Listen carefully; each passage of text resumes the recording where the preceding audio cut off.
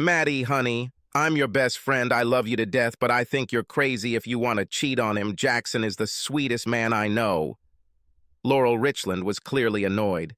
Damn it, Lori, if you would listen to me for a minute. For her part, Maddie was disappointed that Lori couldn't see how this would strengthen her and Jack's marriage.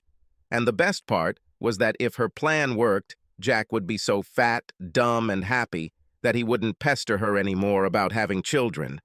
Madison Meridian didn't want children, but her husband desperately did.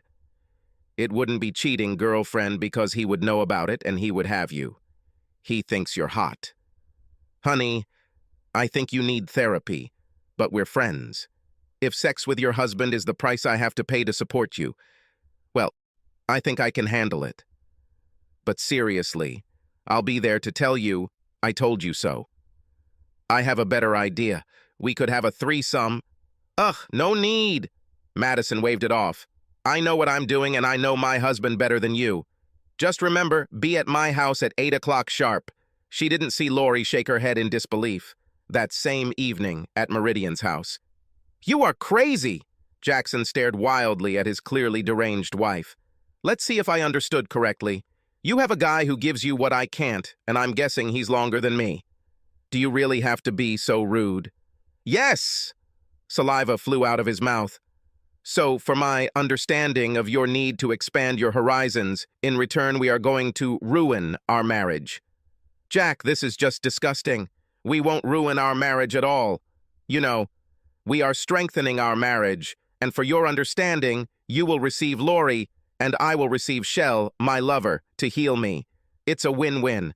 Madison couldn't understand why this concept was so difficult for everyone to understand. She quickly glanced at her watch. It was 2 minutes to 8. I have to go, Jack. I promise you I'll be back later. And believe me, this will be great for us. She practically flew out the door.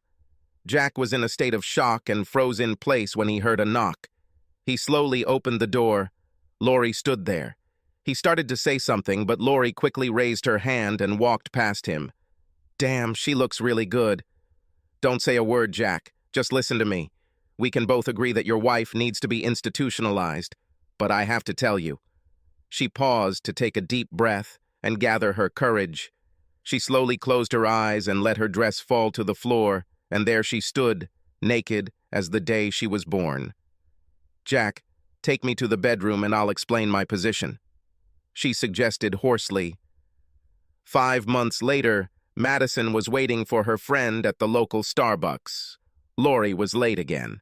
When she arrived, Maddie had to admit that Lori had never looked better, although she had gained a couple of pounds. I told you that everything would turn out for the better. I knew what I was talking about. So admit you were wrong. Just as Lori was about to respond, they were interrupted. Madison Meridian, you have been served. The elderly gentleman handed her a large envelope and left. She opened it. Divorce? Is he divorcing me? Maddie began to breathe rapidly. She didn't immediately notice Lori standing next to her with a wide smile on her face. Maddie, I never told you, but I really want children unlike you. Oh no, that won't happen. I'll fight you both with every penny I have. Oh, grow up, Maddie. This is the 21st century. When it comes to divorce, no one cares what you want. Lori floated out of the coffee shop. Sniffling Madison called her lover. Shell, he's divorcing me. Now we can be together. What? You are married. You have 3 children. You are an asshole. Subscribe to our channel so that your second chaff doesn't cheat on you, and go ahead and listen to the next story, because this story is nothing compared to the next one.